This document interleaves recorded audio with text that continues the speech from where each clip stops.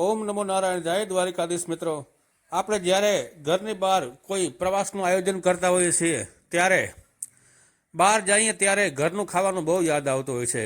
કારણ કે વધારે પૂરતા મસાલાવાળા અને જોઈએ એવું તેલ આપણે અનુકૂળ ના આવે.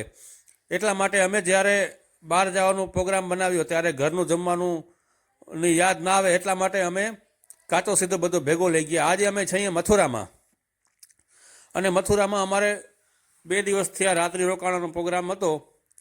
એટલે અમે અહીંયા બનાવવો છે બાજરાનો રોટલી અને રીંગણાનો ઓળો, એટલે કે શુદ્ધ કાઠિયાવાડી મેનુ. તો જો બજારમાંથી આ લઈ આવ્યા છે રીંગણા, અને એને ચૂલા ઉપર આ રીતે ગેસનો ચૂલો અમારી હારે છે, એમાં આ રીતે અમે પકવવા મૂકી દીધો. બીજી બાજુ સભ્યો મિત્રો છે, કોઈ કાચું મોસમ સુધારે છે, અને એક સાહેબ અમારા છે એ રોટલી બનાવે છે.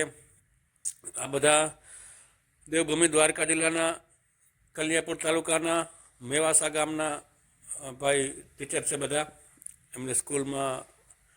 તો આ રીતે અમે જ્યારે બહાર નીકળવાનો પ્રોગ્રામ બનાવ્યો ત્યારે જમવાનું હારે લઈ જવું એવું બધું નક્કી કર્યું. એટલે રોટલી અને જ્યાં અમારી અનુકૂળતા આવે ત્યાં અમે રસોઈ બનાવી શકીએ એટલા માટે બધો સીધો સામગ્રી સાથે લઈ આવ્યા હતા. આમ જો આ ગરમા ગરમ રોટલી ઉતરે છે, એક સાહેબ રોટલી બનાવે છે, બીજી બાજુ એક સાહેબ અમારા કાચો મોરે છે, છાશની કોથળી લઈ અને વ્યવસ્થિત એક ટોપિયામાં ભેગી કરી.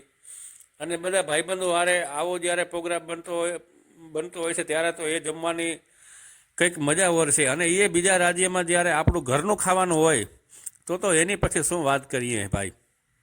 એમાંય પાછું આપણું કાઠિયાવાડી, એટલે કે બાજરાનો રોટલી અને ઓળો, એમાં થોડુંક ચટણી, મીઠું, હળદર, અને એ એક ઓરો સાદો અને એક ઓરો મસાલાવાળો. આમ જવું થઈ ગઈ બધી રસોઈ તૈયાર. અને પછી એ જે જમવાની મજા આવે છે ત્યારે આપણું એમ કહેવાય છે કે મન પ્રફુલ્લિત થઈ જાય આવી વસ્તુ બધી જોતા હોઈએ છે ત્યારે. કારણ કે ટૂર જે લોકો બહાર ગયા હશે એ બધા ઘરનું જમવાનું તો મિસ કરતા જ હોય છે. કારણ કે ગમે એવી 5 સ્ટાર હોટલ હોય પણ આવું જમવાનું તો ન જ હોય. એટલે વધારે પૂરતો મસાલો ન ખાવા માટે આ વસ્તુ બધી હારે લઈ જ આવી. તો આ વિડીયો આપણને કેવો લાગ્યો ચોક્કસથી જણાવજો. જય માતાજી.